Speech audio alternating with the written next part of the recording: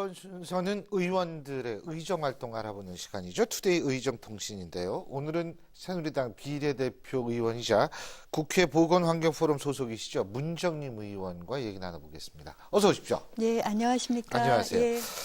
문 의원님은 제가 옛날에 카톨릭 의대 교수하실 때부터 제가 이렇게 뵀는데 네, 예. 그때하고 지금하고 뭐 변한 게 없으세요. 예? 네, 2년 아유, 전인데 그렇습니다. 변하지 않는다는 게 참 좋은 거죠. 지금 국회 보건환경포럼 소속이시잖아요. 네, 그죠? 예, 그렇습니다. 우선 국회 보건환경포럼이 이게 뭡니까? 어떤 거 하는 건데요? 네, 예. 예. 국회 이제 의원님들이 속한 많은 연구 단체가 있는데요. 19대 국회 시작하고 2012년 7월에 결성됐습니다. 예. 의사 출신 국회의원이면서 이제 전 외교통일위원장이셨던 안홍준 의원님이 대표로 계시고요.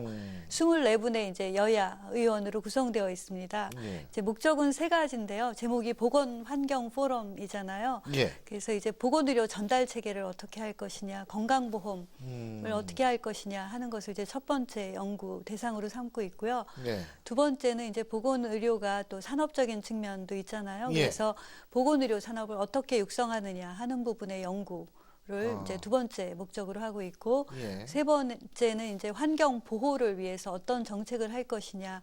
또 환경 분야도 또 산업에 적용되는 부분이 있을 수 있기 때문에 이런 부분을 어떻게 할 것이냐 세 가지 분야를 의원들이 모여서 연구하는 단체로 이렇게 되어 있습니다. 그렇군요. 근데 뭐 원래 이 교수 출신 중에서도 의정 활동을 아주 활발하게 하시는 분들이 그렇게 많은 거는 아닌데, 근데 우리 문 의원님은 굉장히 의정 활동을 활발히 하시는 것 같아요. 세미나도 많이 개최하시고 토론회도 많이 개최하시고. 근데 지난달에 2건 토론회 개최했는데 그 중에서 한 건이 국민 간 건강 증진을 위한 국가 정책 방향에 대한 토론회. 이거 하셨었죠? 이게 어떤 내용이 여기서 얘기가 나온 겁니까? 예, 예. 말씀하신 대로 이제 19대 국회 2년 지났는데요. 예. 토론회를 비공개까지 하면은 한 50회 정도 한 것 아이고, 같고요. 50회. 공개 토론회는 이제 40회 정도 했으니까 예. 월 2회 정도 한 게 맞는 것 같습니다.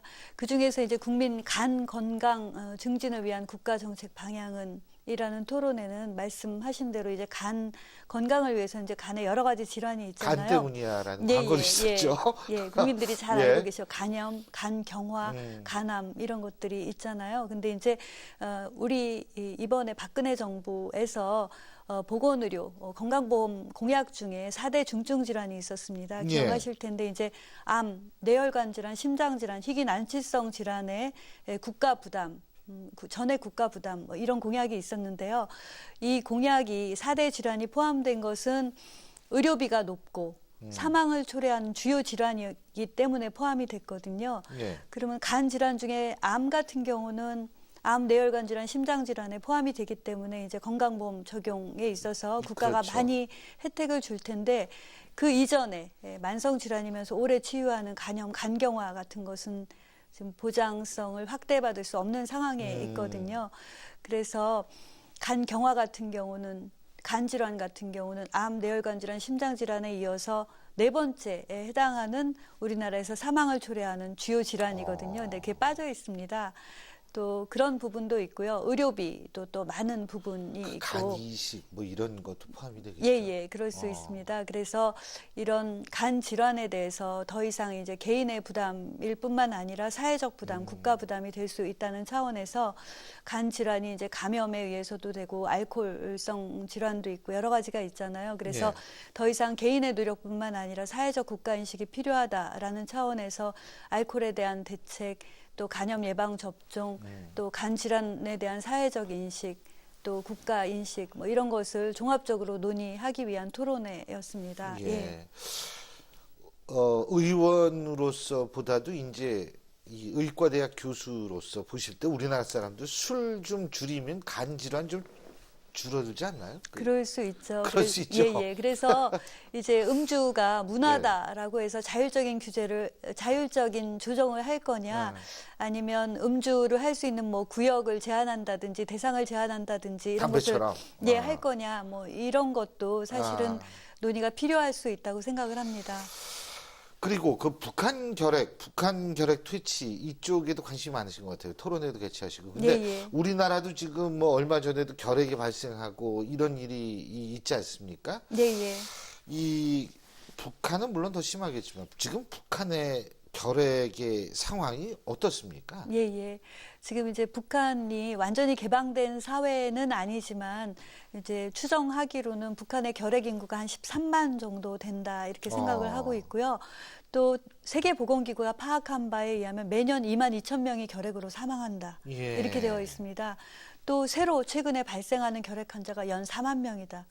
굉장히 높은 인구인 진짜 거죠. 그러네요. 새로 발병하고 사망하고 이런 것이죠. 근데 결핵은 인도주의적 차원에서도 북한 결핵을 지원해야 되는 부분이 있죠. 근데 예. 그것은 북한이 이제 경제적으로 굉장히 어렵고 또 대기근이 있었고 그렇죠. 그러다 보니까 영양 결핍이 있었고 그러면 면역력이 저하되고 그럴 때 결핵이 많아지거든요. 그래서 그런 면에서 인도주의적 차원의 지원이 필요하다 이런 부분이 있고요. 또 이제 우리가 통일되면 3년 이후에 북한 인구의 한 8%가 남한으로 이주할 가능성이 있다 이렇게 보거든요. 그래서 8%면 한 200만 명이 이주한다고 보면 더 될 수도 있습니다. 독일 같은 그 경우는. 이상 되겠죠. 예. 그렇다면 결국은 이거는 북한만의 결핵 문제가 그렇죠. 아니라 한반도 전체의 결핵 문제잖아요. 우리 민족의 문제이기 때문에 이 결핵 문제를 어떻게 할 것이냐라는 논의가 있었습니다. 근데 예. 옛날에는 크리스마스 시일이라고 그래야죠. 예, 예. 크리스마스 때 그 결핵 돕는 그거잖아요. 예, 그죠? 예. 그 정부가 그럼 이 결핵 문제를 해결하기 위해서 그럼 어떻게 지원해야 된다고 보세요? 예, 예. 예. 지금 이제 결핵 문제는 그 결핵 약품, 장비 이런 지원들이 있는데 결핵 약품의 지원은 이루어지고 있습니다. 근데 결핵 약품이나 장비뿐만 아니라 결핵이 이제 진단을 하는 방법도 좀 더 현대화될 필요가 있고요.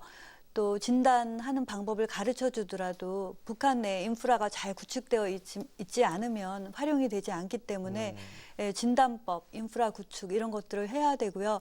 또 북한이 이렇게 개방된 사회가 아니기 때문에 정부 차원의 지원뿐만 아니라 민간 지원을 어떻게 할 거냐라는 부분을 좀 같이 논의할 필요가 있다고 생각을 하고 그런 부분에서 이제 정부가 좀 개방할 필요가 있는 거죠. 그래서 최근에는 지금 크리스마스 씨를 말씀하셨는데 그 결핵협회에서 지금 만들고 그렇죠. 있거든요. 예. 그래서 최근에 이제 실이 이렇게 별로 우편을 오프라인으로 안 맞아요. 하니까 그렇죠. 편지 안 보내니까. 예, 예. 그러면 전자수의를 하는 건 어떠냐. 뭐 여러 아. 가지 방법적인 면이 있습니다. 그래서 이런 민간 기구를 통해서도 결핵약 장비뿐만 아니라 인프라 구축 또 진단법 지원 뭐 이런 것들을 이제 토론회에서 논의를 했습니다. 예. 아, 그렇군요. 그리고 작년에 그 진주의료원 사태 굉장히 주목을 많이 받았는데 거기 지금 국정조사 특위위원이시죠. 예, 그렇죠? 예. 위원으로 활동을 하셨고. 근데 이제 특위 결과에 이행 일환으로 공공의료 체계에 있어서 지방의료원의 공익적 역할 확립 방안이 무엇인가 이런 토론회를 또 하셨는데 지방의료원의 공익적 역할 뭐 이거는 굉장히 중요한 의미죠. 네. 근데 이게 제대로 좀 되기 위해서는 어떤 점이 중요한 겁니까? 예, 예. 작년에 이제 진주의료원 폐업 사태 그거 굉장히- 때문에 한 달 그렇죠. 동안 특위를 했는데요. 예. 이제 논란이 됐던 것이 진주의료원의 폐업 사유가 정당하냐와 절차가 정당하느냐 그런 부분이었는데 결국 이제 폐업 사유가 경영이 정말 악화됐었느냐 악화됐더라도 이게 경영을 뭐 인건비가 높다든가 아니면 경영을 잘못해서 그런 거냐 아니면 공공성을 추구하다가 악화됐느냐 뭐 이런 논의가 있었거든요. 그런데 정말 공공성을 추구하다가 악화됐다면 그거는 국가적인 지방자치단체의 지원이 있어야 된다 이런 차원에서 그런 부분을 좀 구분할 필요가 있다라는 차원에서 논의가 됐던 것이고요. 현재 우리나라 법률에 보면 공공보건의료에 관한 법률에 의하면 공공의료의 영역이라는 것은 지역이나 계층이나 분야에 상관없이 국민이 의료의 보장을 평등하게 받는 것이거든요. 그런 차원에서 보면 이제 공공의료는 어떤 취약 지역에 있다고 최선의 진료를 받지 못하면 안 될 것이고 또 특정 계층이라고 하면 저소득 계층 혹은 장애인, 뭐 다문화 이런 분들이 또 공공의료 영역에서 배제되면 안 되는 것이고 또 특정 분야라고 하면 또 필수적인 분야가 있는 것이죠. 산부인과, 소아과, 신생아실, 중환자실, 응급의료 이런 부분에서 소외되면 안 되기 때문에 이런 계층이나 분야나 지역에서 소외되지 않도록 하는 분야가 사실 공공의료이고 그런 부분이 공익성이라고 할 수 있거든요. 그래서 법에도 나와 있지만 실제로 이것을 예산 지원이라든가 이런 걸 하기 위해서는 공론화가 필요한 것이죠. 또 거기에 필요한 비용이 얼마나 되는지를 계측을 해야지만이 실제 지원을 할 수 있기 때문에 그런 분야의 연구를 한 것입니다. 그래서 그 결론은 아까 말씀드린 대로 취약계층이나 취약 지역 또 취약 분야 가 어떤 것이냐 이런 것들을 좀 공론화했고요. 또 그런 것을 좀 계측했습니다. 근데 그런 것을 이제 국가나 지방자치단체 예산 지원으로 하기 위해서는 예. 좀 더 구체화가 필요한 단계입니다. 예. 자, 이 19대 국회가 이제 반 정도 지났어요. 그죠? 이제 앞으로 또 반이 남았는데, 그래서 이제 내일이면은 하반기 원구성 이제 상임위원장 다 선출이 되고 끝나는데, 그 의정 활동에서 보다 이런 건 좀 중점을 둬야겠다. 어떤 부분을 중점을 두고 하실 생각이십니까? 예, 예. 제가 이제 보건복지위원으로서 예. 보건의료에 관한 입법을 가장 많이 했고요. 그 밖에 이제 여성 아동 분야를 했는데 결국 국회의원의 활동은 입법, 대정부 견제, 예결산 심의, 그다음에 의원 외교 그거거든요. 그래서 보건의료 분야로 말씀드리자면 제가 19대 국회 전반기에 한 50여 건 입법을 했는데 가결률이 한 43% 정도 돼서 많으시네요. 그 뭐 한 상위권 뭐 한 3위 안에 계속 아유, 가결률이나 그럼요. 가결 건수는 들었던 것 같습니다.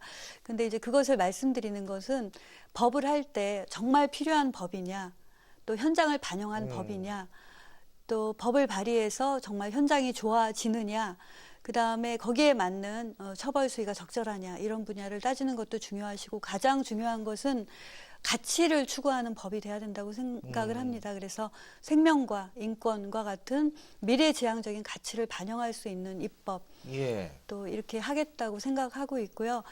뭐 선배 의원님께서 제가 하는 입법은 착한 입법이기 때문에 도와줘야 된다 뭐 이런 격려도 해주신 적이 있습니다. 그래서 착한이라는 말이 정말 유행하는 시대에 착한 맞습니다. 입법이라는 것이 착한 그냥 무역. 예, 그죠? 말뿐만 아니라 정말 가치를 담은 이 법을 지키기 위해서 사람들이 착해지려고 노력하고 한 번 더 생각할 수 있는 입법을 하려고 생각을 하고 있고요. 특히 보건의료 분야는 생명과 인권이 관여된 분야이기 때문에 그런 부분에 더 노력을 할 생각입니다. 예.